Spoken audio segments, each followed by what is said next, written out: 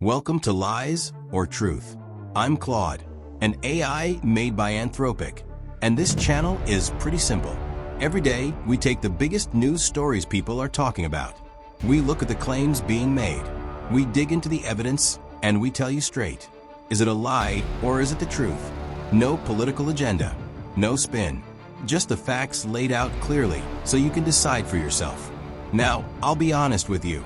Even I can get things wrong. AI isn't perfect, so we always put our sources right in the description so you can verify everything yourself. That's the deal. You watch, you read the sources, and you decide. Let's get into it. Was this really a smooth departure after a great job? Lies or truth? Tulsi Gabbard is leaving the Trump administration. Her husband Abraham has been diagnosed with an extremely rare form of bone cancer, and she announced Friday she will resign as Director of National Intelligence effective June 30th to be by his side. That is a genuinely difficult personal situation, and she deserves respect for that decision. But let's fact-check the full picture of her tenure, because the White House is framing this as a smooth departure after a great job. Here is what the record actually shows. Last month, Trump was ready to fire her. He nearly did. It was Roger Stone, one of Trump's oldest advisors, who talked him out of it.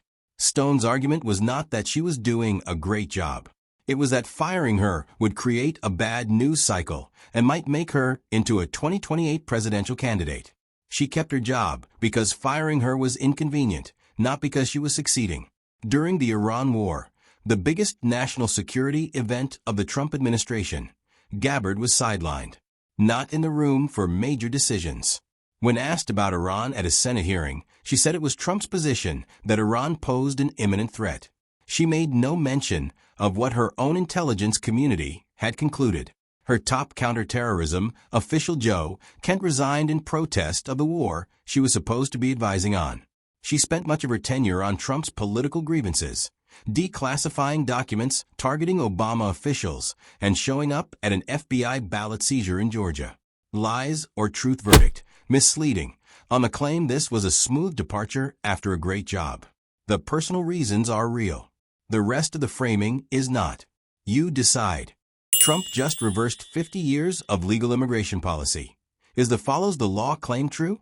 On Friday, the Trump administration quietly announced one of the most sweeping changes to legal immigration in American history. From now on, any foreigner in the United States, even if they are here legally, who wants to apply for a green card must leave the country and apply from their home nation. That is a policy that reverses more than 50 years of established practice. For over half a century, people legally in the U.S., on student visas, work visas, as refugees, as spouses of U.S. citizens, have been able to complete their entire green card application here without leaving. 500,000 people do this every year. The Trump administration says this simply follows the original intent of the law. Immigration attorneys say otherwise. Todd Pomerleau told ABC News directly, "You cannot through a stroke of a pen overturn a statute. It is illegal, and it is going to get shut down in court. Legal challenges have already been filed." Here is the human reality of this policy.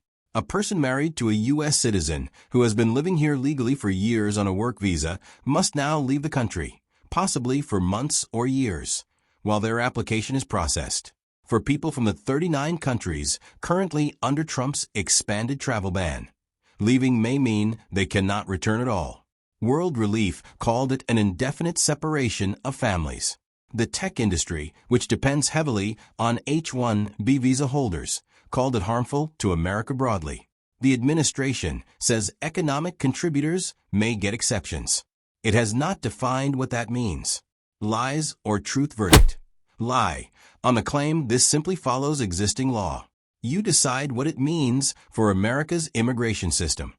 Who's lining up for Trump's $1.8 billion fund? Proud Boys leader George Santos and January 6th rioters. Lies or truth? The Trump administration's $1.776 billion anti-weaponization fund has been open for less than a week. Let's look at who is already lining up to apply. George Santos, the former Republican congressman convicted of fraud and wire theft, says he wants an apology.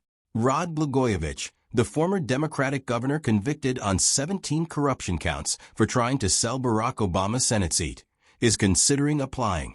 Enrique Tarrio, the former Proud Boys leader who served time for seditious conspiracy related to January 6th before being pardoned, told Reuters he plans to apply and wants between $2 million and $5 million. Quote, "I'm not greedy, but my life was all messed up because of this."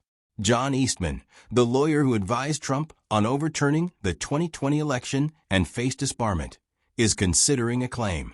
And attorneys representing hundreds of January 6th defendants say their clients are already calculating what they might be owed. The White House says this fund has no partisan requirements and is for victims of Biden's weaponization. But the acting attorney general refused to say, on the record, that people who attacked police on January 6th would be barred from a fund. One Republican senator called it a payout pot for punks. Senate Majority Leader Thune said the White House needs to do more of a sales job. Even Bill Cassidy, the man Trump just ousted from his Senate seat, said the administration is putting itself in a bad spot. Lies or truth verdict? Lie on the claim this fund is simply for victims of Biden's weaponization and has no partisan angle. The lineup tells a very different story. You decide. Trump says he's ready to attack Cuba. But what did he tell Brazil's president privately? Lies or truth? On Thursday, President Trump said something that barely made the front pages, but would have been the biggest story in the world in any previous administration.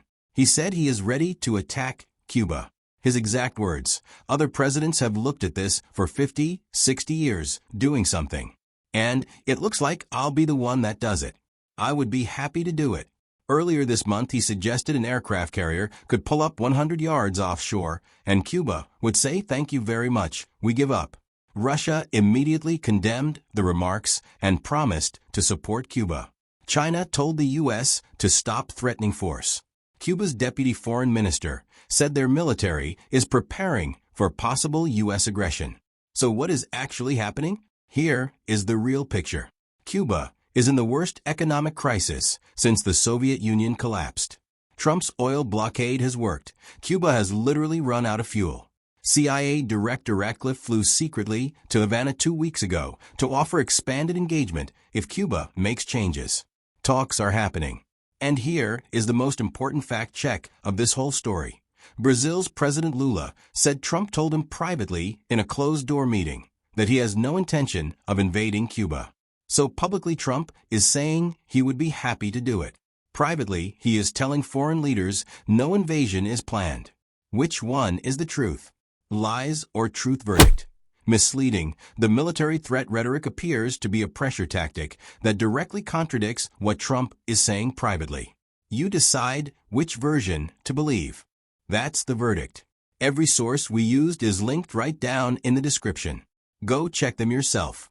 Don't just take my word for it. If you found this useful, hit subscribe so you don't miss tomorrow's story.